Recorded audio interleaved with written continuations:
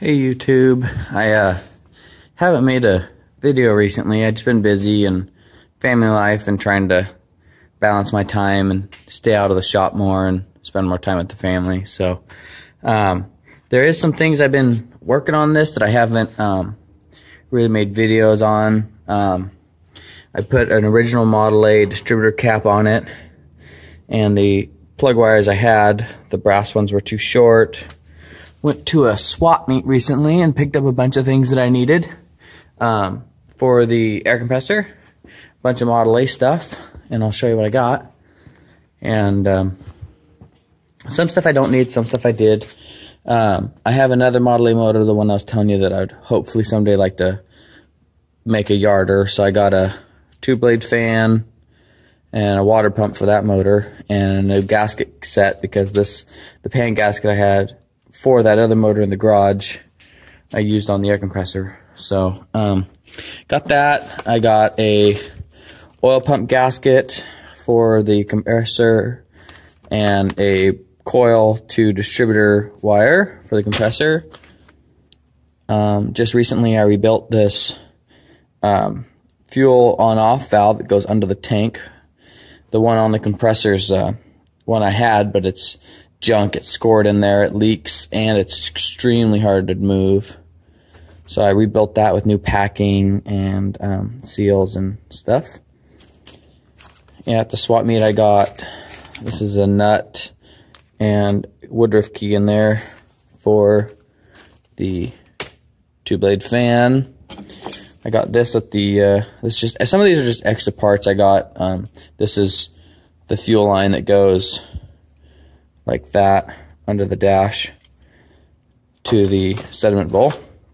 It's just an extra one. These I already showed you. These are just on this table. The hold down is for the hood.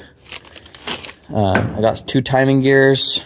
They seem to be in good shape, so though I figured it's always good to have an extra one, and the one on that one where the governor rides, that timing gear actually rides. It's right in here, and the governor rides on it, and this one's almost paper thin where that governor rides. So I figure eventually I'll probably want to put a new fiber gear in it. And if you see here, it's probably tight. Oh, that's loose.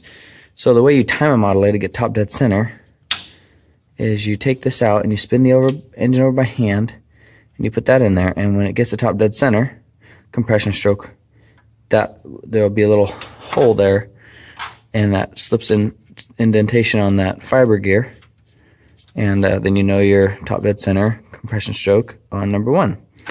And I'll show you that really quick. That dimple is right there. I don't know if you can see it.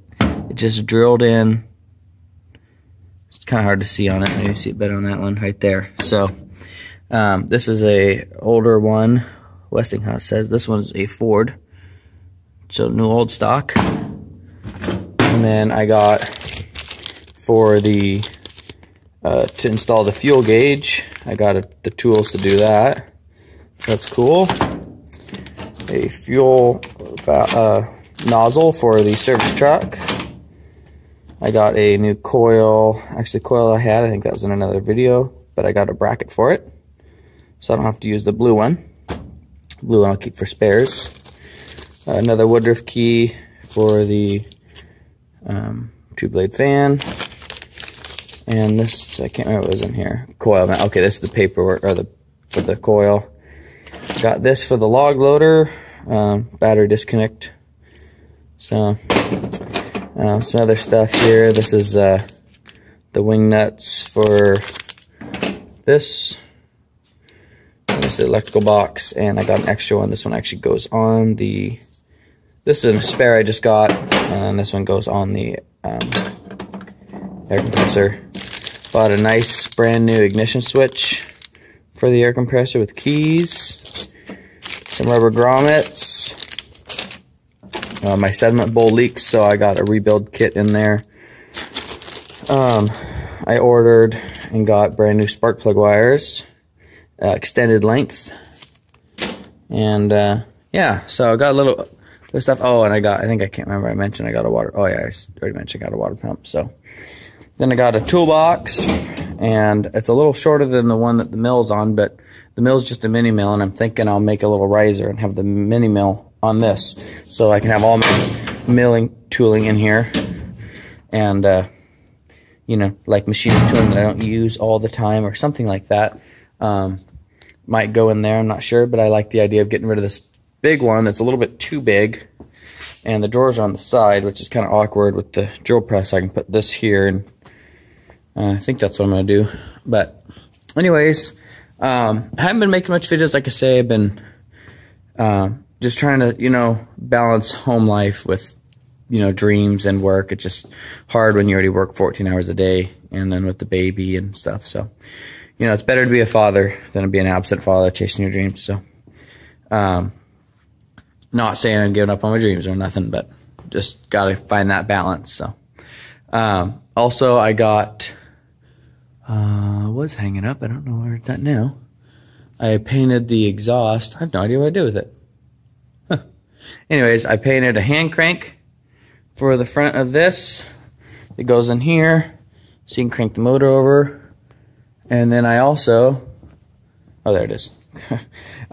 Painted and welded the exhaust up all the way for the air compressor, and made a bracket that's hanging down right there to hold it. So, got the exhaust done, and oh yeah, you see this gas gauge has got paint, but I got a new one. Got the amp meter in, got the wiring for the ignition switch in, and then the starter button comes through here on the floor, and you push it to start it. Well, what I'm gonna do, and I can't remember if that was in another video or not because it's been a while, but I got this, and this is a button for the, let's see, focus, there you go, for the starter. Most Model A's, again, I don't know where the one is that's on it, probably over here somewhere, or supposed to be on it, but most Model A's have a, is that it? No, oh, here it is. Model A's have this. Well, it's solid, so you can't really do anything with it, but that screws in. That's a 5/16 fine thread bolt, and that threads into the starter. Well, can't really get to it very easy with the fuel tank and thing. So I got this one that's threaded, and I'll take 5/16, and it's 5/16. So I'll get a 5/16 rod, run it all the way through, and come out with a bracket here and have the button here. So it'll still look Model A, and you just use your palm to push to start it and pull the choke. And, you know, turn the key on, push to start it, and pull the choke and fire it up. So, anyways, the swap meet was great. Had a blast, and you know, went with my friend, and he got a bunch of parts for his stuff, and you know, I just, you know, had a good time. But anyways, I just making a video really quick to touch base. Haven't made a video for a while, and you know, just wanted to let you guys know I'm still alive, and just haven't really had time to really do much of anything with birthdays and family and all that stuff. So probably next video you'll see is might put the rest of the stuff on the compressor, and then the compressor is going to be on hold for a while now that it runs and is mostly complete. And then now I'm going to focus on getting working on the log loader, and getting the head on, get that running, and because I want to get that done before winter sets in all the way. And then, you know, when the winter set in, then I'll be spending more time in the shop on stuff like this, or, you know, the skidder's pretty much as good as it's going to get for now. And I still got to do wiring on the log loader, but that's stuff I can do here and there. So anyways, hope you guys are having a great weekend, and have a great week, and stay safe, have fun, and talk to you guys later. Another thing I want to add that you guys can't quite see it just because it's dark out, but I bought a little Chevy 1500 4-wheel drive with the 5-speed manual. It's a short box, but it should be a good little truck. Bought it from my cousin, needs some work, but it's got the 350 small block, and like I said, it's 4-wheel drive, so that'll be nice for, you know, doing little jobs and not driving the service truck everywhere. So it's in pretty good shape.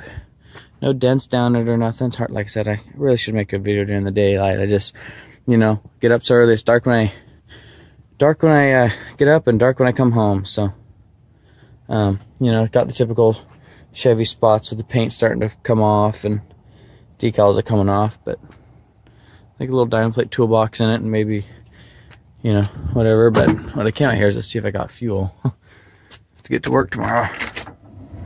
Oh, there's enough to get to work.